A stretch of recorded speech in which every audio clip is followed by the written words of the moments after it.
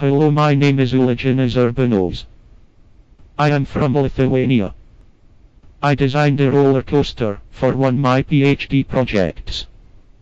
This is meant to be fun briefly. It may look like the ultimate roller coaster, but it comes with a catch. You only get one ride. It simulates a pleasurable euthanasia experience. My roller coaster is completely hypothetical, and the concept of euphoria before death engaged me to expand my knowledge of architecture to build such a dangerous machine, from the thrill of visiting amusement theme parks. Is it real? No, well, not yet. Is it a joke? Or is it a reduction to the absurd of the arguments for assisted suicide? Or is it just a thought-provoking piece of conceptual art? There are 7 billion people in the world, and the population continues to increase. Some of these people are very depressed or terminally ill. And in some countries, there have been laws granted for right to end their life. The process for them is complicated and medically done. They require the aid of doctors. Whereas my Euthanasia Coaster is a mere pleasurable way to die and is quick. This roller coaster is 7,500 meters wide, including a half-kilometer long drop. The first part of the roller coaster is approximately 500 meters in length and takes you uphill in 120 seconds. From there, a 500-meter drop would take the train to 360 kilometers per hour, that is 100 meters per second, in 10 seconds, which is close to its terminal velocity, before flattening out and speeding into the first of its 7 slightly clothoid inversions.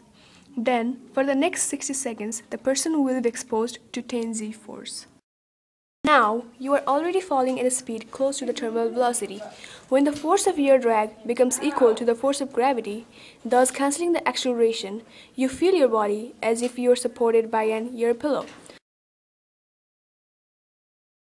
Just after that point, the track smoothly straightens forward, entering the first loop of the coaster, a continuously upward sloping section of the track that eventually results in a complete 360-degree circle, completely inverting the riders at the topmost part.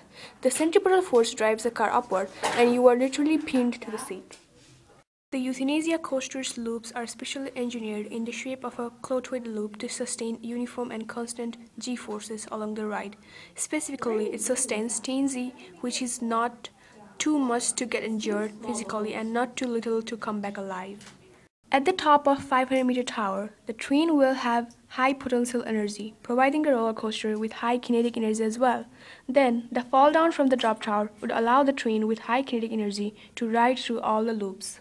Now, you will be experiencing the different parts of the roller coaster. Alone in the cart, you have 2 minutes to decide, as it is hoisted to the top. Here is the only turning point. Giving up, climb down the targ. If not, press the button and enjoy your last ride. The ball of 10 seconds is a spiral that keeps his heart as axis while the chair rotates 360 degrees, causing chills and shortness of breath.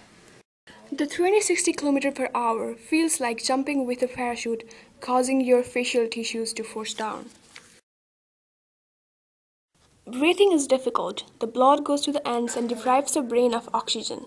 You experience various sensations if you do not pass out in seconds. Death from hypoxia, or lack of oxygen to the brain, occurs between the first or second loop, but there are 7 in total to ensure. The drop hill features a hardline roll element, a whirling coaster track element, where your heart stays roughly in line with the center of the falling trajectory around which your body spins. Based on physics calculations, the coaster's track has a laconic shape and is completely functional in terms of elegantly and pleasurably terminating the life of the rider. It consists of 2 core parts: the drop tower for dropping the coaster's vehicle down the track to achieve such kinetic energy that allows to sustain 10 for about a minute within, and a series of 7 teardrop-shaped vertical loop elements arranged in a decreasing size order and forming a spiral. In order to keep constant force, the size of the lethal loops decreases along the course according to the car's decreasing velocity reduced by the friction and air drag.